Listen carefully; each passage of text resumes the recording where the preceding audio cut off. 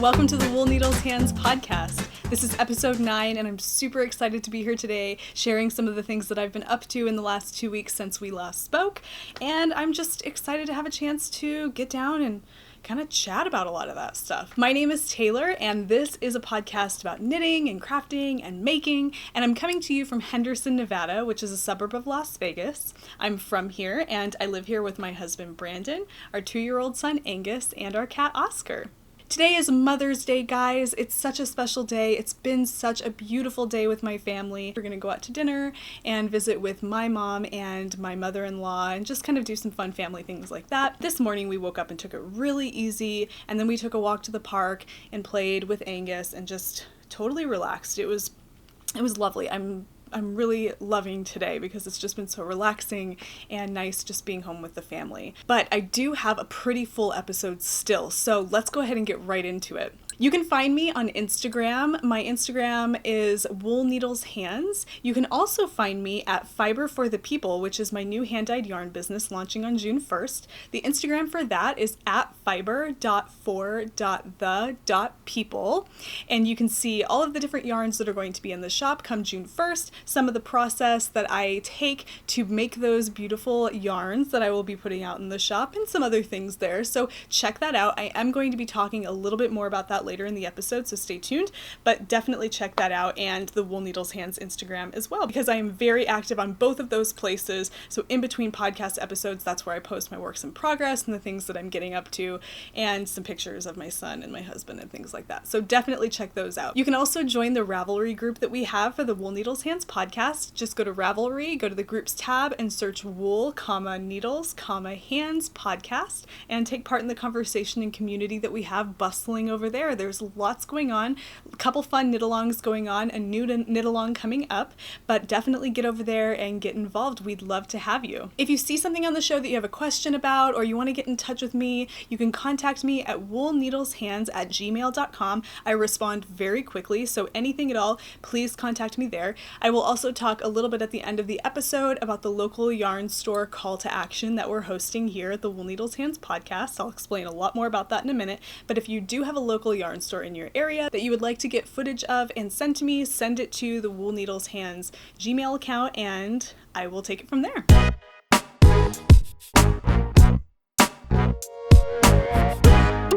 All right, guys, let's jump right into this. We do have some knit-alongs going on right now. We have one knit-along that is ending today because I am going to be picking a winner from the finished object thread, and we have another knit-along going on that I'm actually going to be giving you an update on because we are extending the deadline for that knit-along. So, without further ado, let's talk about some of that. The first knit-along that we started here at Wool Needles Hands was the WNH Spring Hat Cal 2017. We were knitting little spring lace hats out of fingering weight yarn, something transitional that we could wear in this spring weather, not too hot, not too cold, and there's been lots and lots of really cute hats popping up on the finished object thread and in the works in progress thread over on the Wool Needles Hands podcast Ravelry page. So I'm super, super excited to kind of wrap this up and celebrate all those finished objects with our prize, because there is a prize that goes along with this knit along. So let's go ahead and talk about that. Okay, the winner of the Wool Needles Hands Spring Hat Cal is going to be receiving 2 items.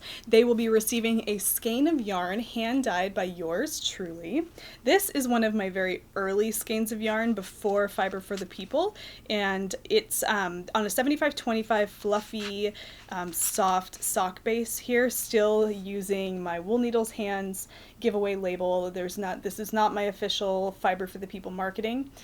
This is just kind of one of the original skeins that kind of launched me into the whole hand dyeing world, I guess you could say, but it's beautiful. Lots of really fun spring colors going on in here. It's one of my favorite originals. I love the gray that's going throughout. So the winner of the Wool Needles Hands Spring Hat Cal 2017 will be getting this skein of yarn, in addition to this project bag by Darn Yarn MN.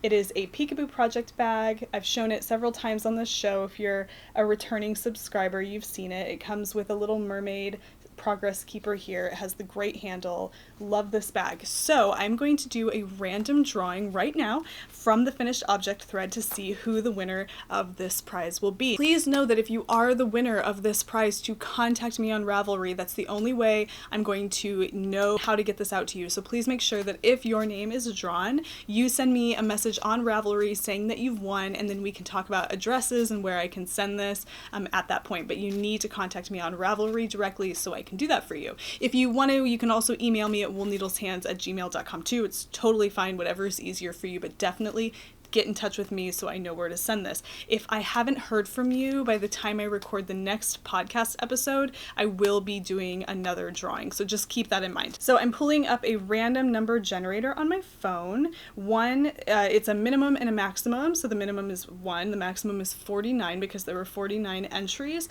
into the finished object thread for the spring hat knit along. So I'm going to see if you can see, generate a number.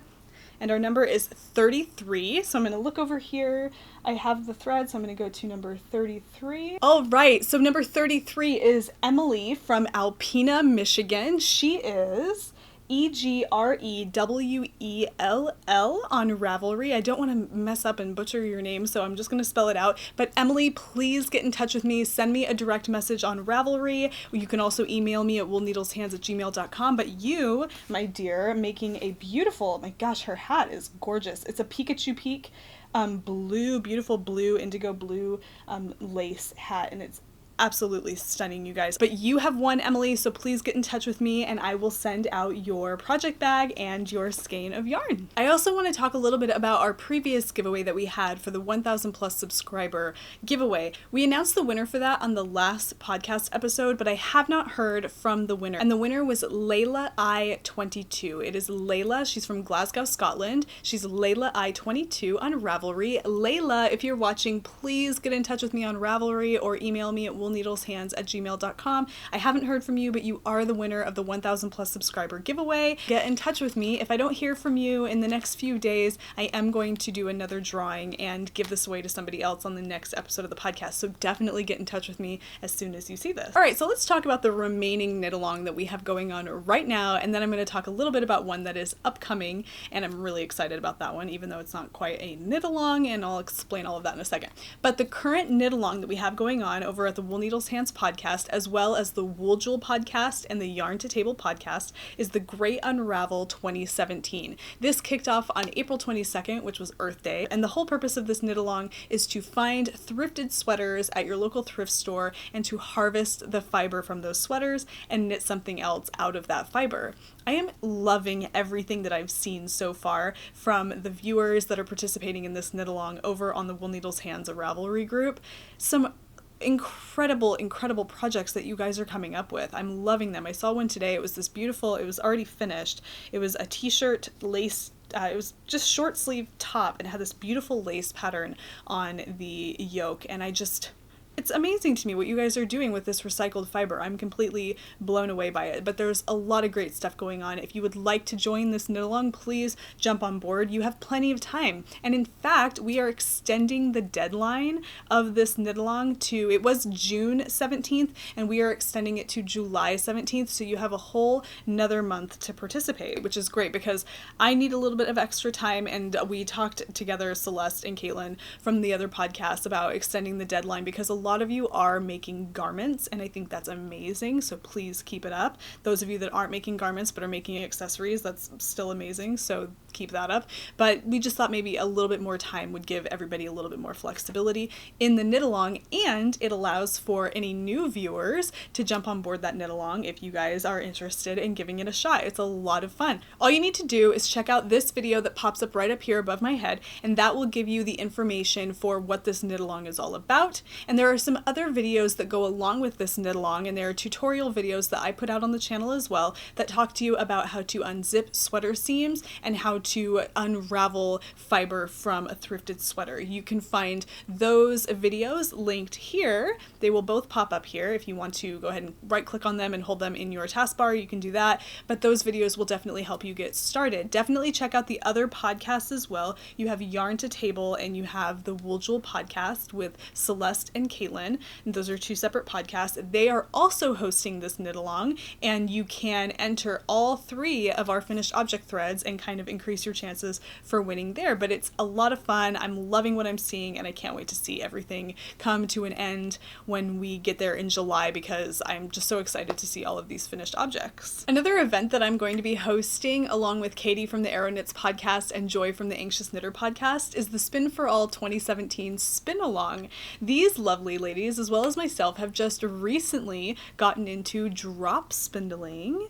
I just received this drop spindle for my birthday a few weeks back, and I am loving everything that's involved with drop spinning. So we got in touch with each other on Instagram, and we decided we were going to start something with this. And it's kind of a spin along for people who are new to the whole drop spinning things. People that are newbies, don't really know what they're doing, like me and like Joy and like Katie. They told me that. I'm not just judging them on their spinning skills, but you know, and completely new to this craft. We're going to get involved with a spin along where we spin some fiber together and ply it and do a few other things. I'm not going to tell too much about it because there is a promotional video coming out for that spin along, or event you can call it, in the next day or so. So definitely look for that. That's going to be exciting. I'm really looking forward to it because I would love to know more about spinning. I have this new drop spindle. I have an idea of how to just spin a single ply yarn, and I'm loving that, but I would like to learn more. And so the whole purpose of this is for us to do it together, to learn together, and talk about it on the chatter threads, ask for help, get advice, share frustrations, all of that. So definitely look for that promotional video. I'm really, really excited to get involved in that. So if you are interested in drop spinning with us, keep your eyes open for that video coming up soon.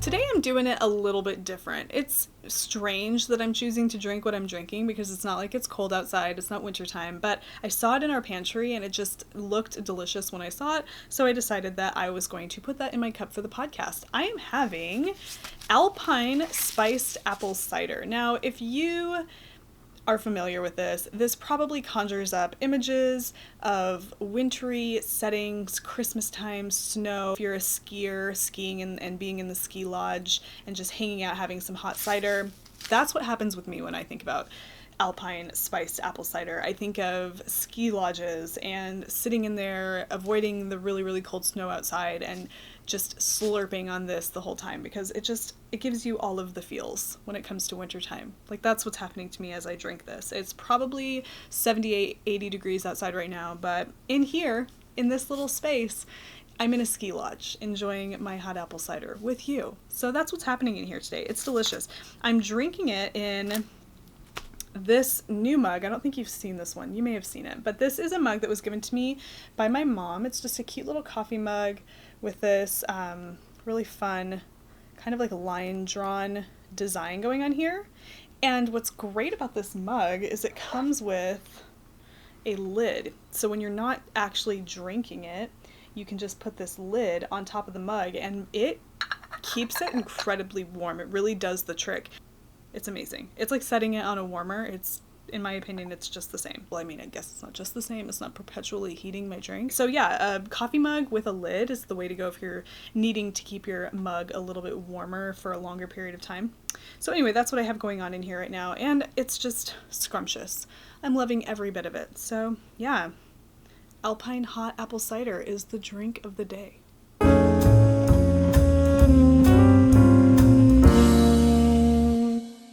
So Kristen, who is Lady Coley on Ravelry, got in touch with me and sent me a series of questions for the Ask Me Anything thread, and I wanted to share some of my responses with you, but I'm first going to share the questions that she asked. She actually asked me 5 different questions. Well, she bulleted it. She gave me bullet points, and there's 5 bullet points, and I guess there's a few little questions mixed in within each bullet point. So I'm just going to share some of my answers to those questions with you now, and I'll put the question up on the screen so you can read it along with me. So the first question was, locally, how do you stay involved? Do you have local knit nights? Okay, first thing, how do I stay involved locally? I have to be completely honest, I am not very involved in the local knitting community, and that's quite frankly because we don't have a very big knitting community where I am here. My favorite local yarn store is a solid 35 minutes away from my apartment, and getting there means I have to take the freeway all the way across town, which means crossing over the Las Vegas Strip, and it's a huge pain, and so I can't get there as often as I would like.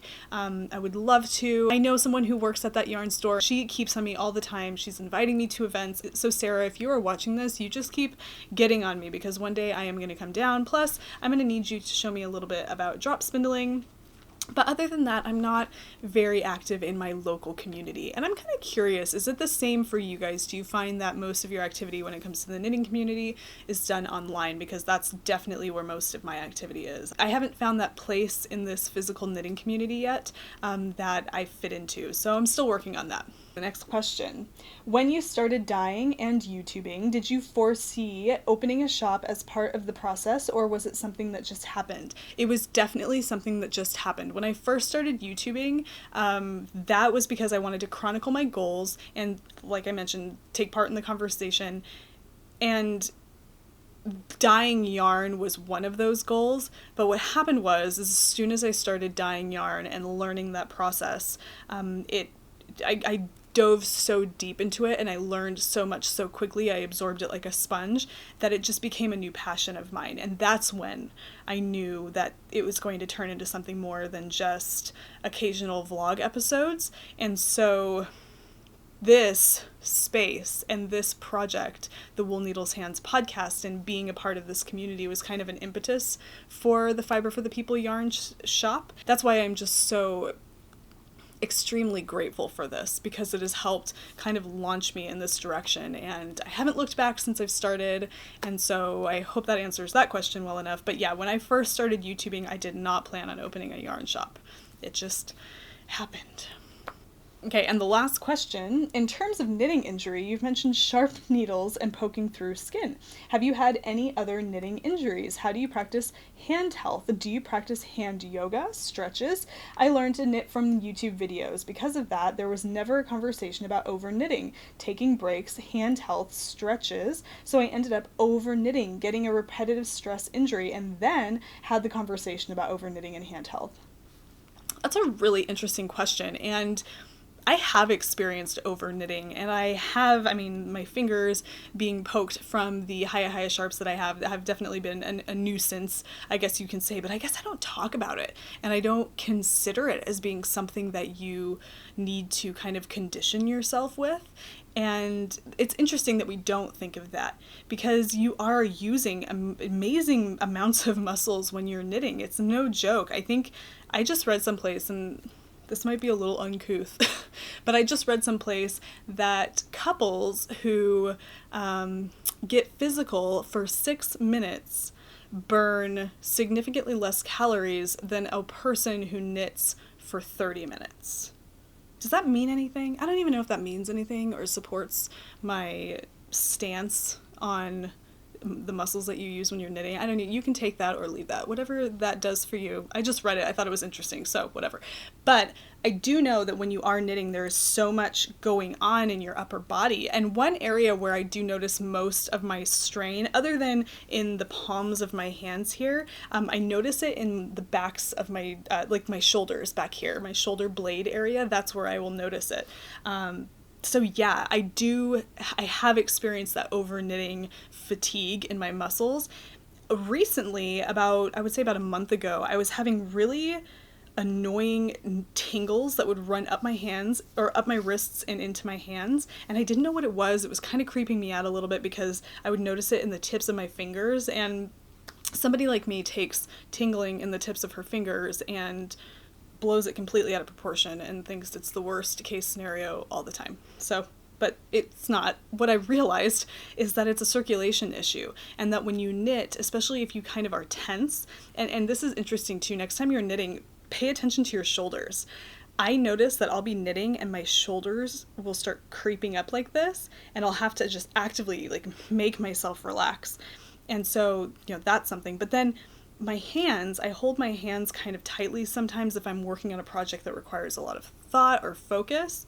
And that would cause, the tension in my wrist, which would impede the circulation in my hand, which would cause my fingers to tingle. So I do kind of stretch my fingers out as I'm knitting. I'll drop what I'm working on and just kind of do some of these or shake my hands out. I don't really do hand yoga. I don't know what that is.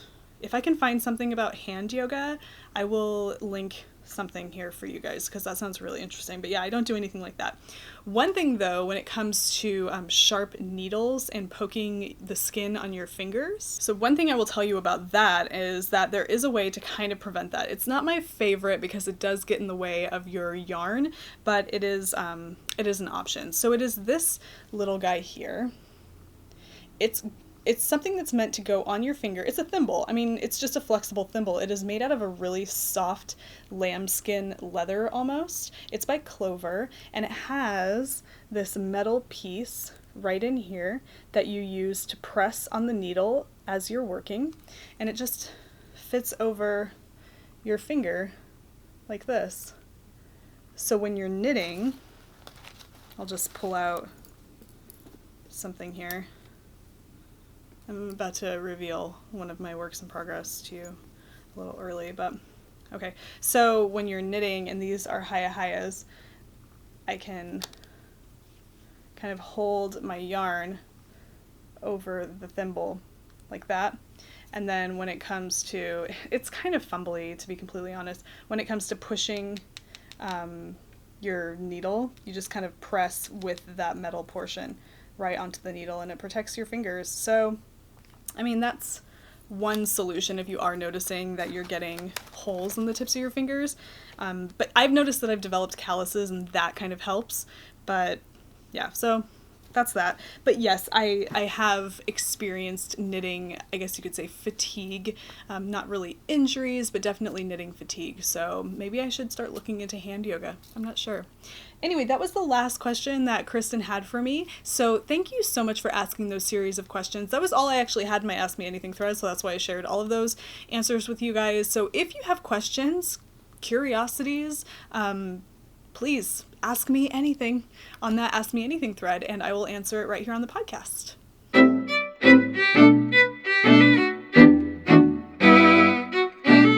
So I'm really sad to report. You know what? No, scratch that. I'm not sad to report. This is not surprising to me that I don't have anything to show you for the Make 9 2017 challenge, because I'm not a sewist yet.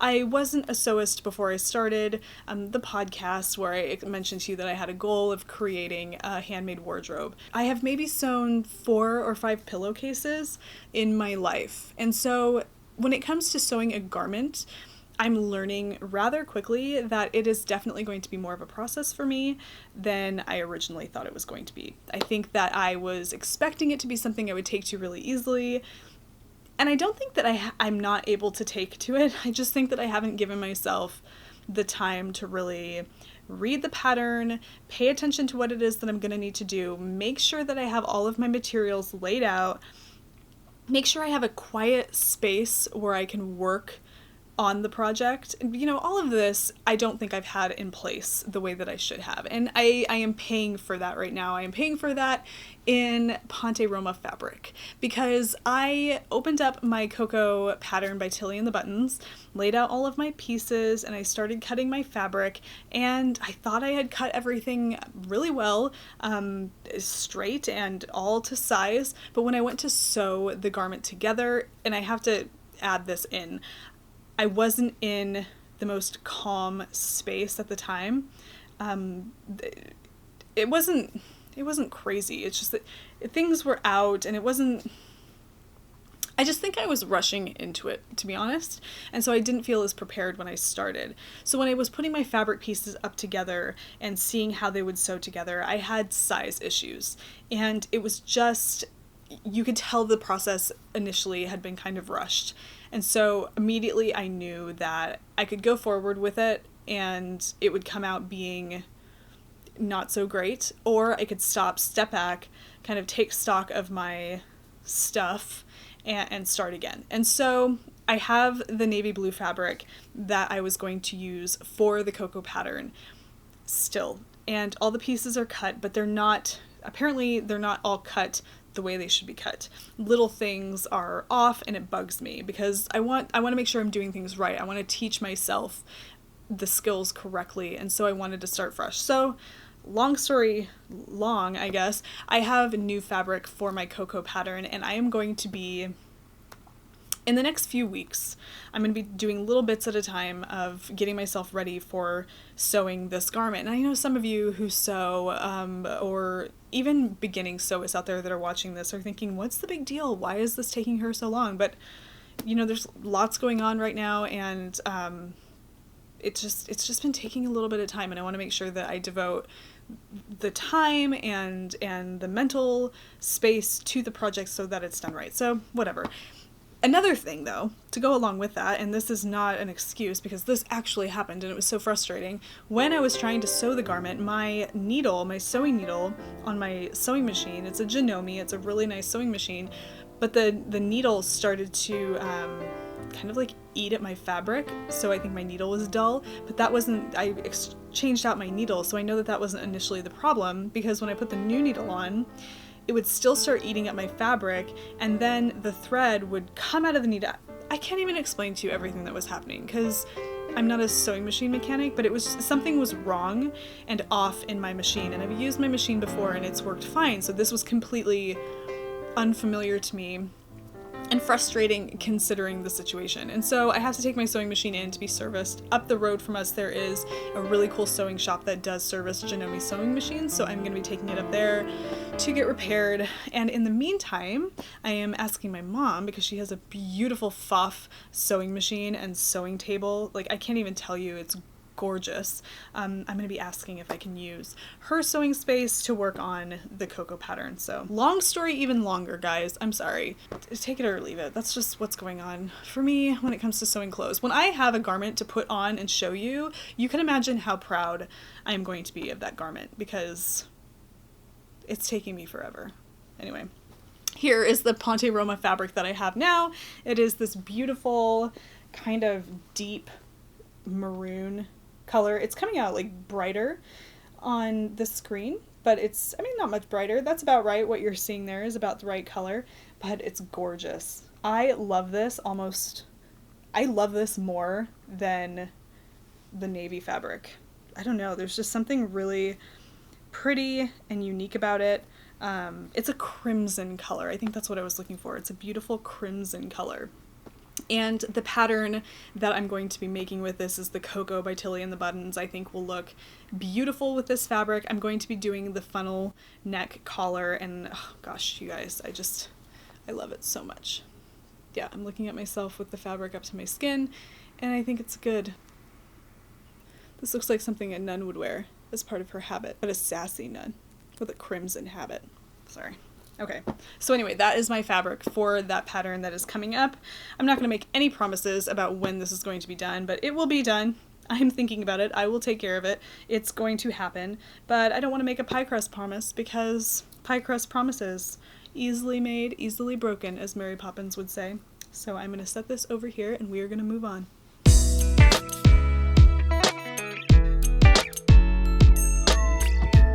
The first work in progress I want to share with you guys today is kind of a disappointment at this moment in time, and I'll show you why. It is my project for the Great Unravel 2017. I'm doing the Espenson top by Cerelia Rose as my Great Unravel 2017 project, and I'm using a cotton Ramie blend yarn. The yarn that I'm using for this, and you have to pardon this cake of yarn that's no longer a cake because it is coming apart rapidly. I'm going to try and clean this up the best I can, but this is the yarn that I'm using. It's a really beautiful color. It's just a sturdy, kind of a DK Aran weight, or I guess I should say DK worsted weight, cotton Ramie blend yarn. So this is the yarn that I'm using, and I haven't made a ton of progress, but I've made some. But what happened was, and this happened last night, so it kind of put a halt on what I was doing, my fiber completely split. So here is where I left off, and I'll see if you can see. But what happened was, and I have my needle holding this stitch just in place, but the fiber snapped. So let's see. That is right there, a loose strand of fiber that snapped, and now I have a split in my fiber here. So I can't keep going because this stitch is going to fall off and it'll start to unravel because of that. So what I need to do, I think, at this point is just knit back and lose some of that yarn. I think that's what's going to happen. Gosh, I don't actually know. I feel like if I knit... Yeah, I would just have to knit back to before that split and then cut the yarn and then add the ball back again and continue knitting. So really frustrating, especially when you're in the middle of working on it. We were watching a movie and I was just knitting away on this because it's super easy and mindless. It's just stockinette stitch. And then all of a sudden I feel kind of like just like a snap, and I look down and the yarn has broken and I can't really go any further after that. So I put it down thinking like, I'll just have to take care of it at a later time. But yeah, so that's what's going on with my Espensen. I'm going to be honest, I'm going to be very honest with you because, I don't know, maybe you've had this same thought go through your head, but I like the idea of this garment. I think it's very pretty. But I was just watching an episode of the Stranded podcast, and Amy was working on kind of like a shopping bag. Is that what they call it? Like one of those net mesh type bags, like a market bag. And hers was like a neon green color, and it was beautiful, and it was made with like a fingering weight yarn.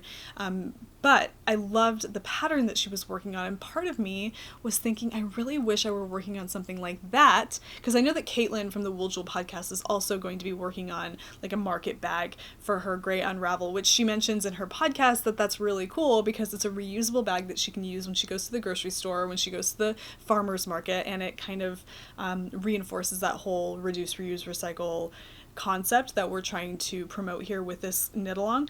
So anyway, that was already in my head, and then when I saw Amy's market bag on the Stranded podcast, I thought, now I really would like to knit one. And then when this happens, I'm just thinking, I haven't made so much progress that I can't just frog this whole thing and start making a market bag. And the more that I'm telling you this now, the more that I'm like, do it, just do it. You're going to be happier if you make your market bag, because I feel like I would use it all the time. We walk to the market. It's just right on the corner by our house, all the time when I'm getting just small bits and bobs that I need at the grocery store, and this would really be perfect for that. And I love this yarn, and the fact that it's cotton means I can wash it easily. I don't know, you guys. Maybe this probably happened to me for a reason. Like, boom, snap, make that market bag. Don't continue this project because you can't now. I don't know, let me know what you think. But let me know what you think, but I do think my heart is set on frogging this and starting up a market bag. So keep your eyes out for that if you follow me on Instagram, because I think that might be coming down the pipe, because I'm interested in doing that, and I just really love the pattern that I saw on Amy's podcast. So anyway, that's kind of the update with the Grey Unravel project. Plus another thing too is if I knit that market bag, I can get it done quicker and in a more relaxed fashion, so I can work on other projects and not feel like I'm taking too much away from big garment projects. So kind of a win-win. I don't know. Let me know what you think. Okay, so this next work in progress is a pattern that okay, so the stitch pattern I didn't create. I'm using already like a pre-made stitch pattern that I found online, but I'm putting it into a sock. So my stitch count and everything is unique to the way I size my socks, and I haven't decided if I'm going to carry the stitch pattern all the way down the foot or not. So I don't know, it's just something I'm kind of working on as I go, but it is called, or the stitch pattern is called Pinecone Stitch, and it creates a really, really pretty pine cone like texture on your fabric. Now, the yarn that I've chosen to knit these with is actually a skinny single by Hedgehog Fiber in the Sorry Not Sorry colorway. And I do know, and this was brought up, a friend and viewer on Instagram brought it up to me too, and I do know that you don't typically knit socks with a single ply yarn. Like, I am aware of that, like, general guideline. They say that it's not a hard wearing enough fiber to really work well as a sock, and I totally get that. Plus it does have it's more likely to pill, I guess you could say. It's perfect for shawls and other things, but I guess socks maybe not.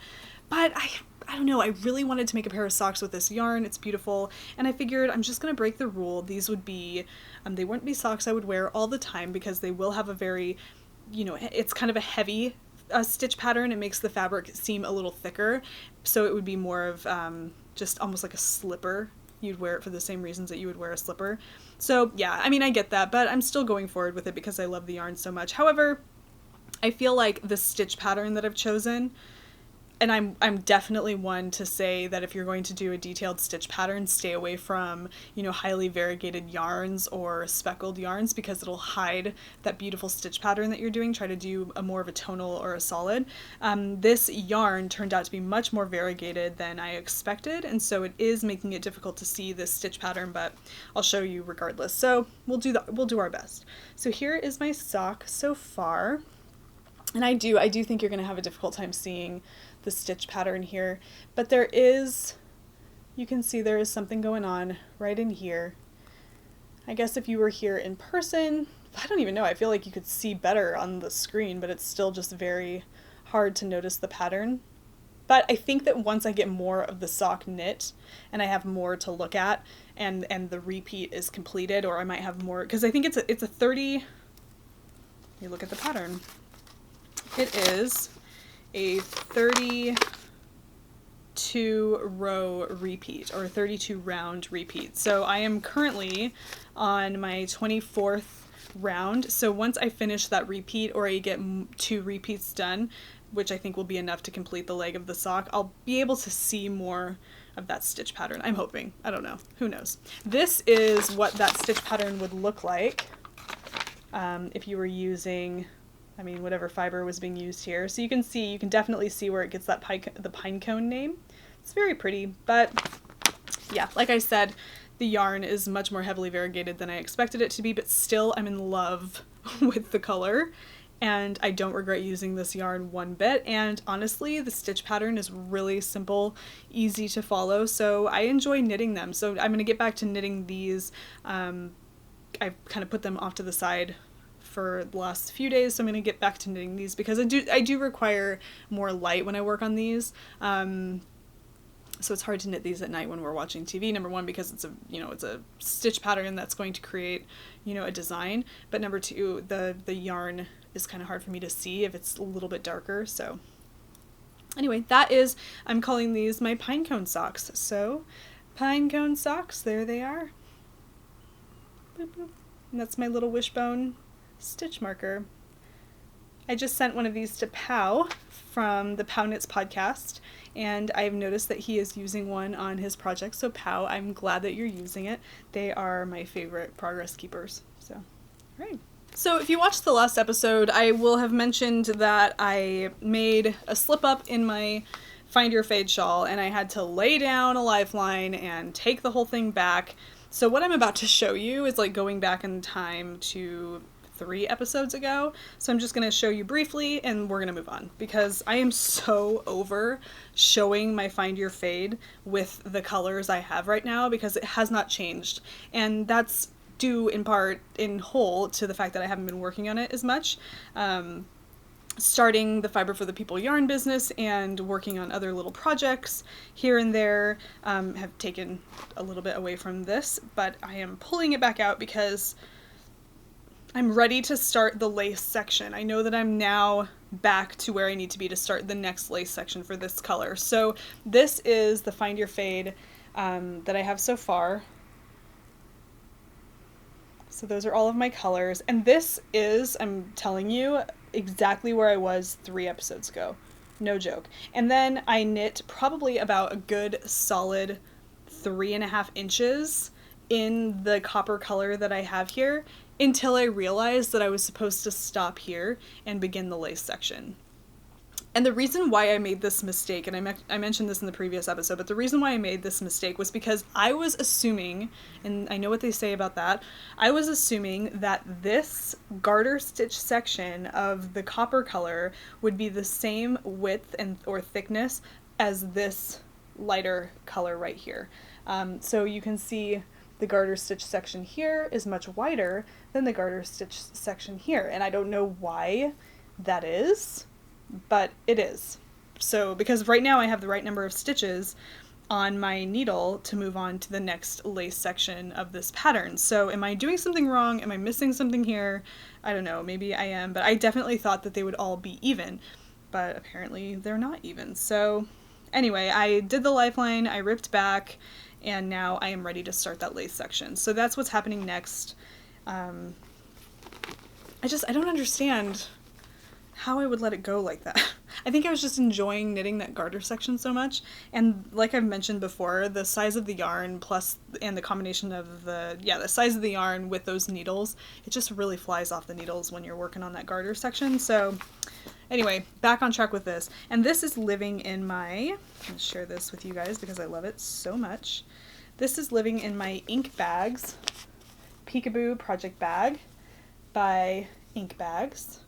They are ink.bags on Instagram, and Erica makes amazing project bags. She also made the Peekaboo kind of like notions bag that's going out for the 1,000 plus subscriber giveaway. Love them. So that is what is keeping my Find Your Fade shawl, and I love it. Okay, so last episode I talked to you about some of my birthday gifts that I received. One of them was the Nolita sweater kit by We Are Knitters, and I kind of knew that if I cast it onto that sweater, it would be one of those, projects that I would knit here and there. I wouldn't really knit monogamously on it because the sweater is so heavy. If you're not familiar with the We Are Knitters Nolita sweater, here's a picture of it here. You can tell it's a super, super bulky crew neck sweater, but it's beautiful. It's kind of a basic bulky. I don't know, I feel like super bulky garments aren't basic because they're so unusual, but this is just exactly that, a basic bulky garment. But anyway, I decided I couldn't help but cast on because I wanted to take those needles for a spin and that fiber for a spin as well because it's amazing. So here is the ball of yarn. This is probably a fourth less of what I showed in the last episode. The ball is huge. When I pulled this out of the bag for the first time, I'm telling you that this ball of yarn was the size of my face. My head, not even just my face, my head. But it is so yummy and scrumptious. Like, look how soft and lofty that is. Like, look at this. It's amazing, you guys. Anyway, so I couldn't hold it anymore. I couldn't resist. I decided to cast on, and I'm working on the front panel of the sweater. It's half and half right now on needles because I can't keep all of the stitches very well on one needle. So this is what I have so far of the sweater. It's just a basic garter stitch with a 1x1 rib, and it grows so fast, you guys, because the yarn is so bulky. It just flies off the needle. But knitting with these big needles is a really unusual thing, especially when you're used to knitting socks, because you can't, like, if you're a flicker, you can't really flick with this because you just have too much going on that you have to actually take the yarn and pull it around the needle. So the way that I knit with these, I have to kind of wrap manually like that, because if I tried to flick, I wouldn't be able to get my finger up high enough. I don't have big enough hands. Maybe my husband could do it. So yeah, it's definitely more active. You can't just sit there and tink away at your work. You actually have to kind of work at it. So talk about, knitting fatigue. This could do it. It's fun, but it could definitely bring some fatigue. So anyway, that is my Nolita sweater by We Are Knitters. So this next work in progress was supposed to be in my hoe segment, which I'm not going to have a hoe segment now because I don't have a hoe. I'm so frustrated. So it's Mother's Day, and I planned on getting up this morning and finishing this, throwing that Kitchener stitch in there and showing it to you on my sock blocker. But I got up and I took things really slow, and I had coffee, and we went on a walk, and I didn't do any knitting. And I didn't wake up as early as I was planning on, because yesterday I woke up at like 6 and worked on this, and it was great because I love knitting in the really early morning. I don't know if you are the same way, but there's something about that, early dawn when it's still kind of dark, nobody's awake, and you can just sit and melt into your couch and knit. I don't know, I just love it so much. So that didn't happen for me this morning, so I do not have a hoe to share with you, but I have an almost hoe. I have a nearly there hoe, you guys. So no hoe for this show. This is what I have so far. I hate it when my yarn gets into the loop of your magic loopage. Okay, let me just get the, ay. Here we go.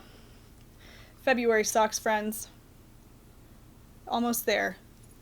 I mean, like, how ridiculous is this? Like, come on, Taylor. When we were walking to the park, I was thinking I could pull this out and work on it while we walk and be done with it by the time we got home, but I didn't because I was just enjoying myself, and that's good. So, yeah. There it is, guys. Oops, sorry. So there is my February sock, nearly finished. Oh, gosh. And it really flies off the needle. I'm going to be completely honest with you, and I've said it in a couple of episodes back that I've lost that, love and feeling for my high sharps. But this sock, just socks in general, I guess, I don't know what it is, but maybe it's just this sock, but it's kind of reinvigorated my love for high sharps because it just causes the stitches to just fly off the needle, and I'm getting used to using them now, where I'm not poking myself so violently every time. But yeah, like, I'm loving it, you guys. I just really do feel like it's so much faster than sometimes my Chiagus when I go knitting with my Chiagus after I've knit with these. But then, I'll knit for a long time using my Chiagus, and I'll think, gosh, I love these so much more than I love the high sharps. Whatever. You need both. If you are questioning whether or not to get high sharps or Chiagus, I would recommend choosing that one needle size that you usually always use when you're knitting socks, because I feel like typically when you knit socks, there's a go-to needle size, whatever works for you. Get both. Get Chiagu and a high set, and I think you would be very happy with that decision because, number one, you're bound to have more than one sock going on at a time, so you're going to need two in the same size at least. So switch it up. Get both. And then get you some Addies because those are great too. But I prefer high or Chiagu in sock needle sizes because the Addie sizing is a little bit different. But anyway, yeah, so these socks have kind of reinvigorated that love affair I was having with high-highs in the beginning. But yeah, so check out Instagram. Within a day, these will be up on Instagram and finished, and I'm so excited. I love these. I love this yarn. This is Long Dog yarn. This was her exclusive February colorway, and this is the sock set. So this is the February colorway that was exclusive, and then this is her Fig colorway that I'm using for heels, cuffs, and toes, which is gorgeous. But yeah, so February socks, and they are going to be done soon. Very soon.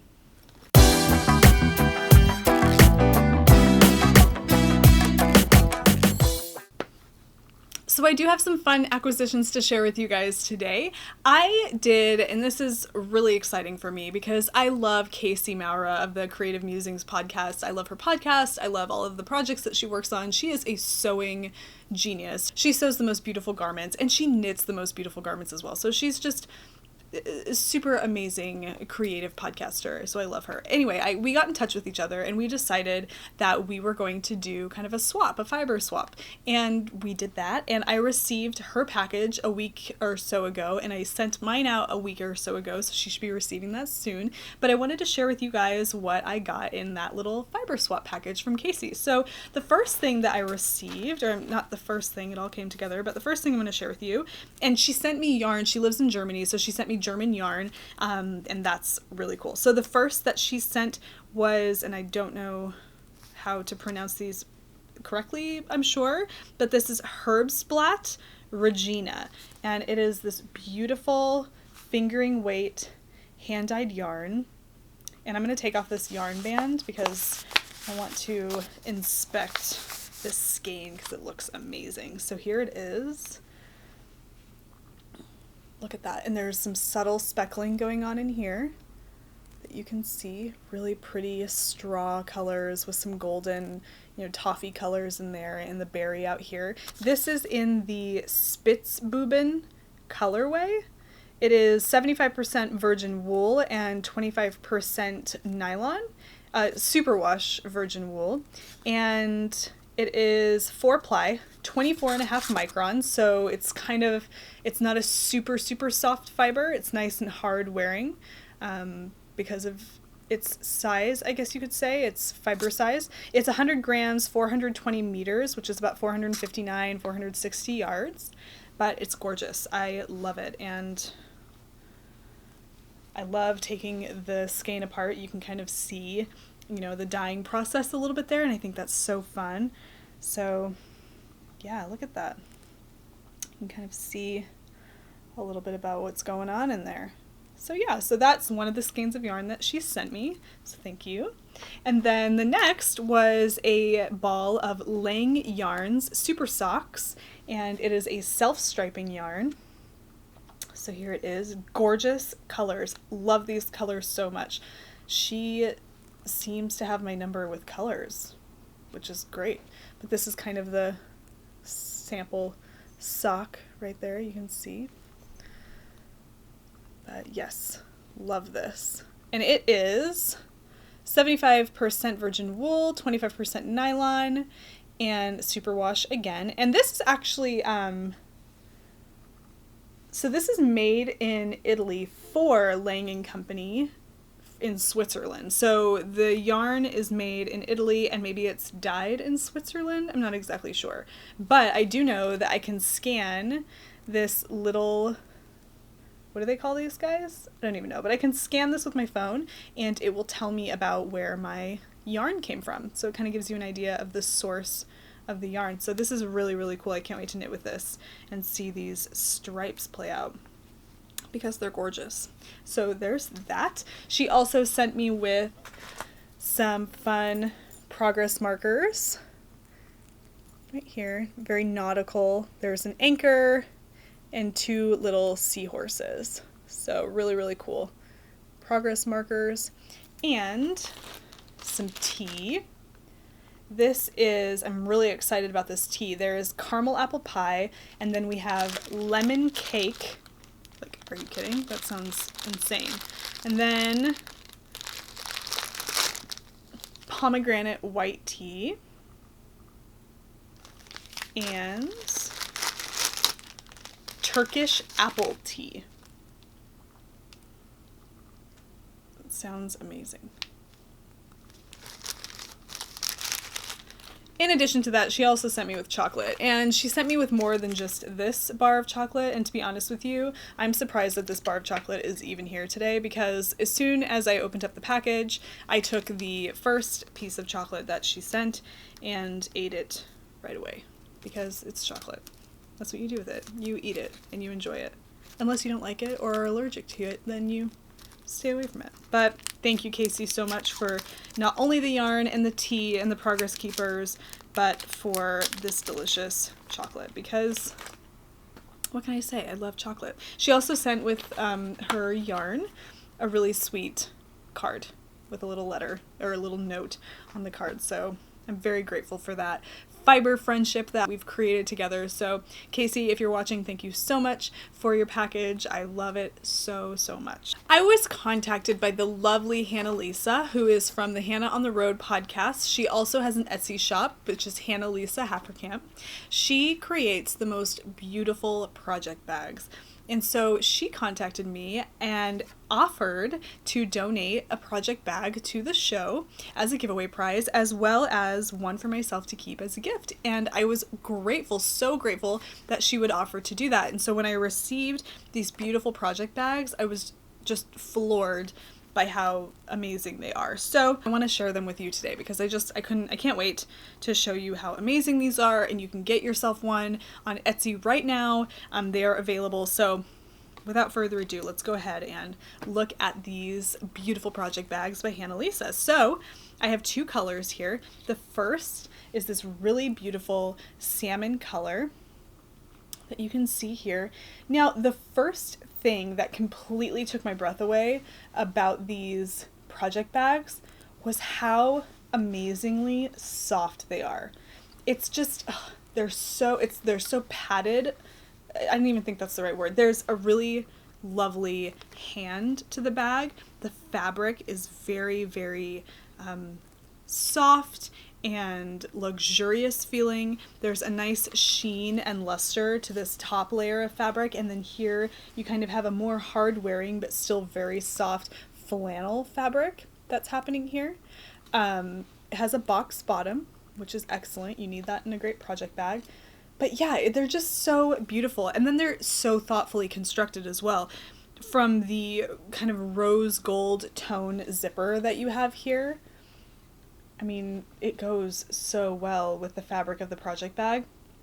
But that zipper, along with the colors, the leather kind of zipper tie, and then the inside of the bag, that's where it really is amazing. So thoughtful. So the inside of the bag is the same fabric from the top layer carried into the bag, and there is a pocket on the inside with her logo. And there's this great kind of keychain hook on the inside, and I was just watching Katie on Inside Number 23, and she was showing one of her bags that she received from Hannah Lisa, and she mentioned something that I didn't think about, but it's a great idea.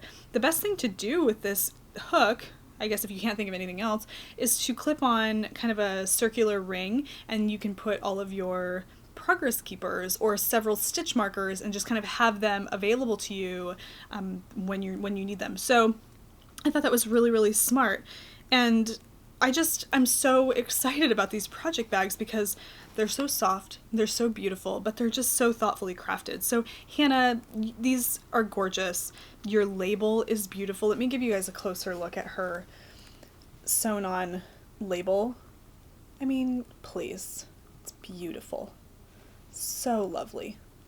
So if you're in need of a new project bag, if you'd like to support a new project bag designer and creator, definitely check these out on Etsy. They're the perfect size for, I can use one of my cakes here, so you can put a cake of yarn in there, and a single sock project perhaps would be perfect, ideal for this, or a hat project. But you guys, they're just fantastic. I love them. So this is the first color that she gave, and then the other color is this gorgeous green. Look at that. Oh gosh, look at how vibrant that green is. Just beautiful. And here is her tag as well. Let's see. Is that upside down? Yeah. So there's her tag. I mean, yeah, they're just fantastic. Lovely, lovely project bag. So I am going to be giving away this project bag to one of you lucky viewers and subscribers later on. I'm not exactly sure the occasion for this bag as a giveaway yet, but 2,000 subscribers is fastly approaching, and I'm so, so grateful and thankful for that. So let's say that we set this up for our 2,000 subscriber giveaway as one of the prizes that goes in that giveaway prize. So let's get to 2,000 subscribers, and this could be coming home with one of you amazing viewers. So yeah, these are project bags by Hannah Lisa Haferkamp. You can find her on Etsy, and they're amazing. You will not be disappointed. I love them so, so much. So Hannah, thank you so much for getting in touch with me and sending me these amazing project bags. It's an honor to have them on the show, and they're lovely.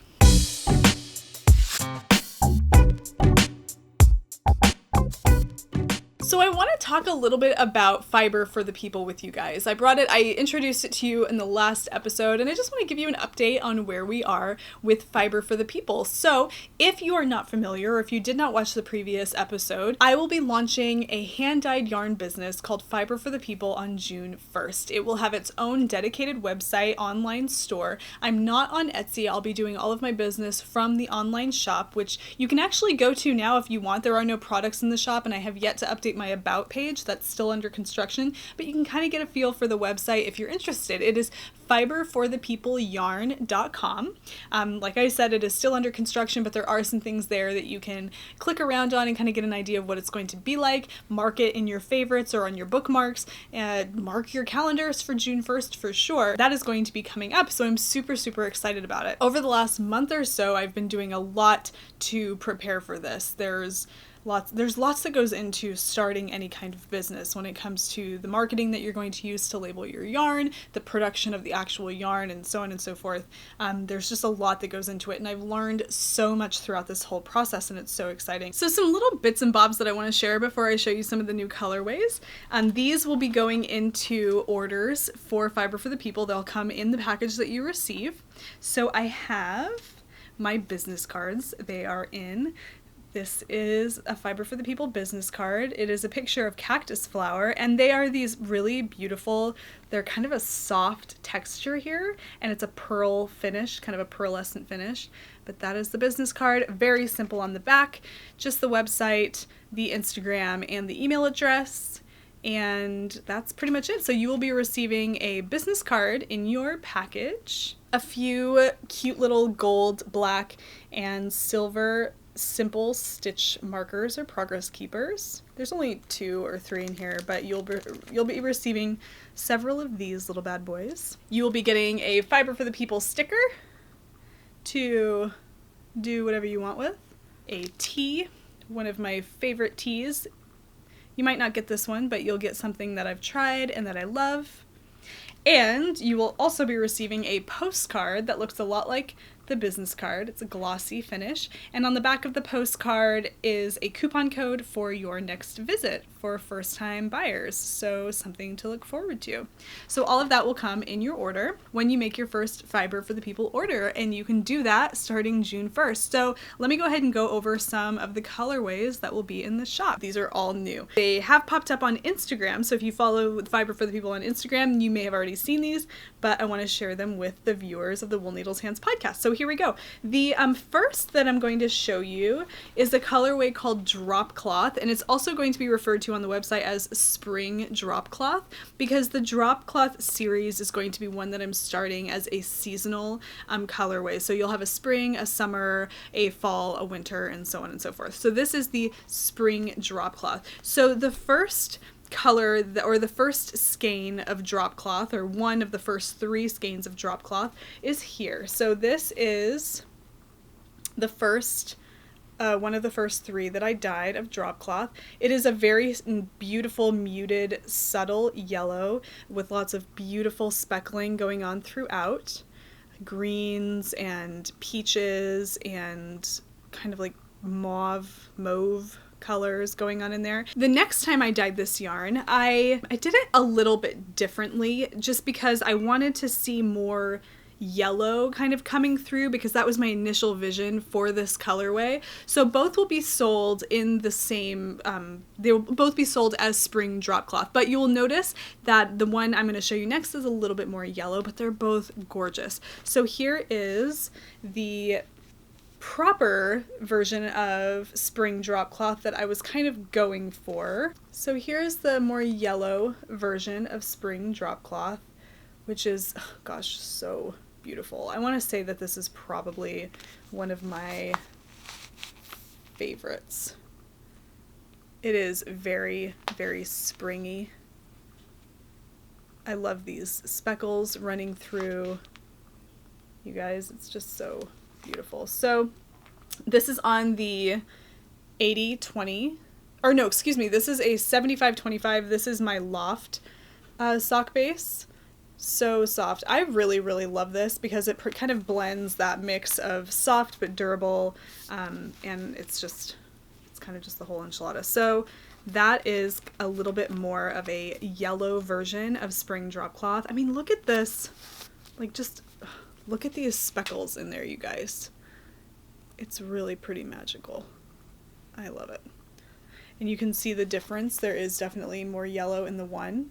They are both in the same color family, of course, but one may be more yellow than the other, and that's fine.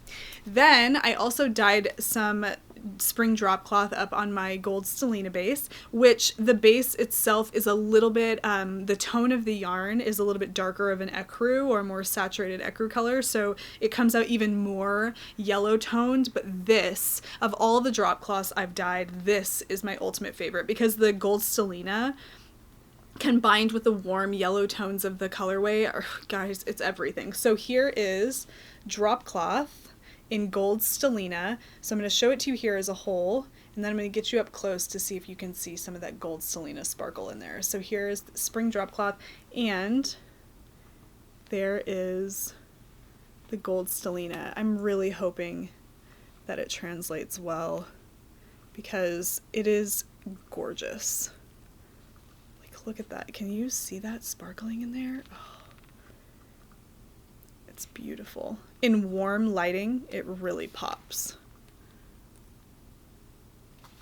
I love it so much.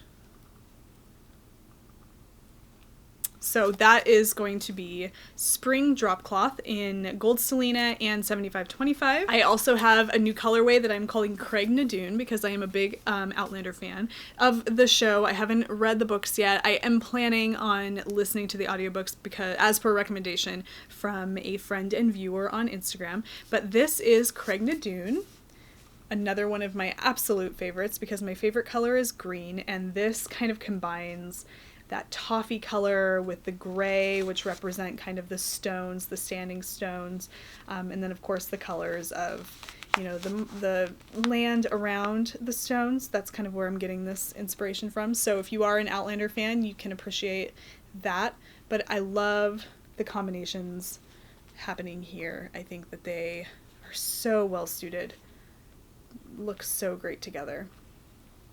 So that is Craig Nadoon. This is on an 80/20 superwash merino nylon. My next is called Elephant Ears, and this is on my gold stellina base as well. Love the combination of the muted gray with the pretty simple pink happening throughout here. I don't know why I imagine that elephants have pink linings to their ears, but for whatever reason, when I saw this colorway kind of unfold, that was the first thing that came to mind. So this is Elephant Ears. I'm not sure if you can see the gold stellina coming through, but it is there in all of its glory, and it's really lovely in this yarn. So very soft, and then that gold stellina gives it such a nice kind of pop. So that is Elephant Ears. Next we have Crawdads, and this colorway name was also a recommendation from a follower and friend on Instagram, and I think it is so appropriate. If you follow Fiber for the People on Instagram, you will see a shot of this in the pot, and it really does look like I'm cooking crawdads. It's pretty incredible. So this is the Crawdads colorway. This is on an 80/20 superwash merino and nylon, my favorite. Great colors happening here. Fun color combinations going on, kind of unique color combinations in my opinion. So yeah, definitely loving this. So that is Crawdads. And then we have Oil Spill. Oil Spill right now, I can recreate this, but this is the only skein of Oil Spill I have. I'm going to make a new batch of this coming week, but this as it is right now is an extreme one of a kind. This is the only one I have, so I'm really hoping that my formula works in the future batch because I love this colorway. So Oil Spill is a really beautiful blue and pink combination with a nice dark gray streak running through it, hence the Oil Spill. loving this so much. You guys, I can't even tell. I want so many things made with this. You know, I'm really, come on. So this is oil spill. And this is also, this is in an 80/20 Superwash Merino nylon. There's some of that Papa Pink. Oh, yes. The next is a colorway that took off when I posted it.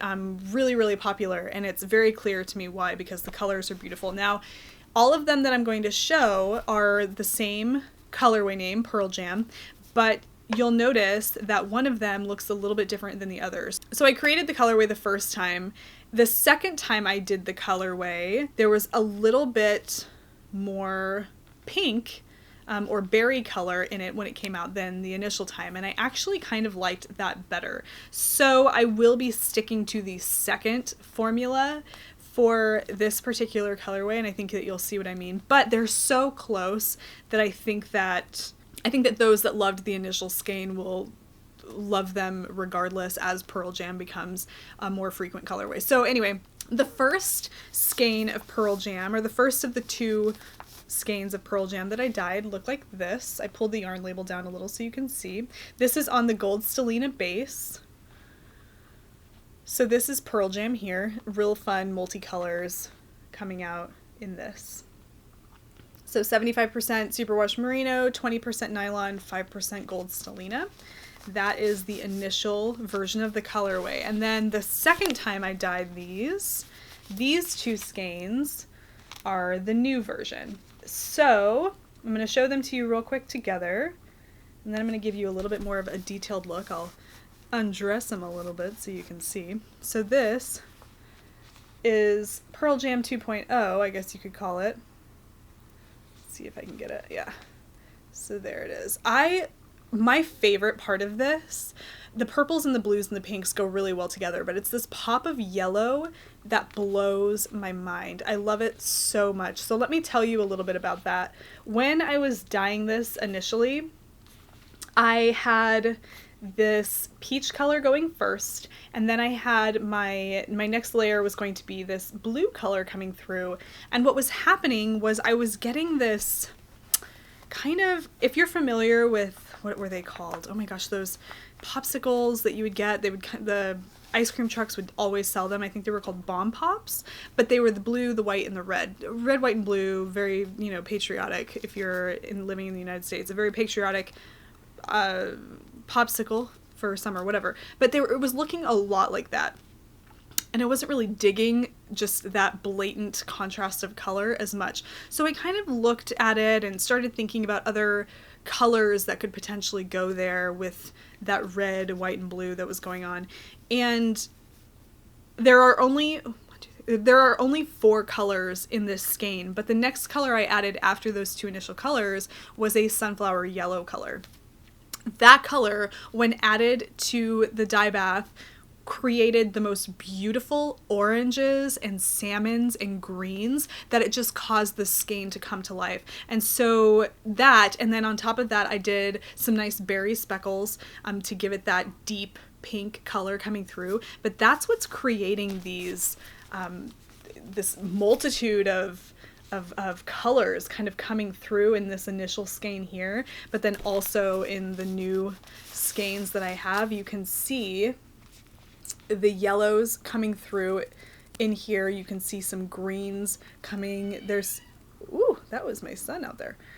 Angus is on a roll. There are some oranges coming through, purples and pinks, and then in this skein, definitely you can see those coming through here. So yeah, I'm really, really excited about this colorway because of the way that it developed and watching those colors kind of unfurl right before my eyes. Yeah, so that's Pearl Jam, P-U-R-L, Jam. I am a big Pearl Jam fan, but I also thought it was a fun play on words. So, and it's kind of a jam session of colors, I guess you could say. So that will be in the shop June 1st on Gold Stellina. And I'm thinking about doing this, actually I'm not thinking about it, I'm planning on doing this on my single space as well, so check for that. But right now it is Gold Stellina for Pearl Jam. The next colorway I have is on my 75/25 Loft sock base. And this is what I like to call mixtape. So Mixtape is a beautiful combination of purples and oranges and salmons and deep, deep blues. And I just kind of thought when I was thinking about the name of this colorway, I was thinking it has a little bit of everything, and there's a lot of pink. And I like the pink. I think it's gorgeous. But a mixtape, when you think of a mixtape, if you are a child of the 80s and 90s and before even, but definitely the 80s and 90s, it was really popular to make mixtapes, just like it became popular to make mixes on CDs later. But mixtapes were all the rage, especially if you were getting involved with somebody romantically. You would make them a mixtape of all of your favorite music, but you would infuse into that mix love songs or songs that would make that person think of romance. And so I like to think of this colorway as having a little bit of everything, but mostly love songs, which is the pink. This is so beautiful, and I love it because it has all of these great tones of green and blue, deep tones and light tones. It's great. And this is called Shiny New Toy, and it is on my 80/20 Superwash Merino nylon. And here it is. I'm not exactly sure what struck me about Shiny New Toy, but there's something about these blues that make me think of, it's just exciting, all of these blues together. And I could have given it like an aquatic name, but I feel like that would be a little predictable, I guess, with these, because it is very aquatic looking, or is that the right word, marine looking. But I thought of it as being something exciting and colorful and shiny. The different tones of blue kind of give it that shininess, and so Shiny New Toy it is. And all of these, like I mentioned, will be in the shop on June 1st. Let's get these babies all together so you can kind of see. But I really like to do this, to get them all together. Oh, heavens.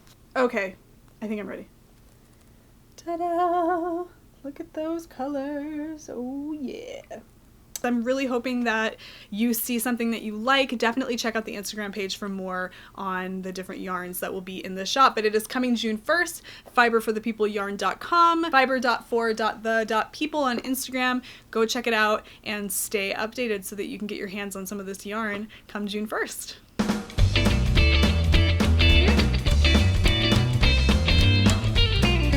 Alright, you guys, it's almost time for me to wrap it up, but before I go, as always, I want to remind you about the local yarn store call to action. Here at the Wool Needles Hands podcast, we host a local yarn store call to action, which means we are asking viewers of the show to go out into their community, that means their actual community, check out your local yarn store, take some photos or some video, send it in to the Wool Needles Hands podcast at woolneedleshands@gmail.com, and then I will feature your local yarn shop at the end of the show. We have one coming to us from Helsinki, Finland, at the end of this episode, so definitely stick around for that. It's beautiful, but I would really love to show your local yarn store on the podcast because it's a really cool way to continue to kind of broaden our reach and connect with people in different parts of the world, and I'm really, really excited every chance I get to share some of that with you guys, so don't forget to send in your local yarn store footage.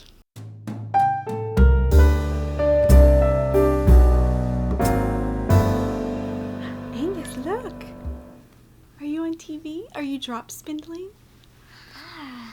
Alright guys, thank you so much for watching the Wool Needles Hands podcast. Stick around at the end of the show because I am featuring a yarn store coming to you from Helsinki, Finland. It is called Snurre, S-N-U-R-R-E. I'm probably not pronouncing that correctly, but I am going to leave you now. We are off to do some more Mother's Day adventures. It was so lovely having a chance to chat with you guys. Thank you again for coming by to check out the show. But until next time, until episode 10, which is exciting, double-digit episodes, I will be signing off. It was great.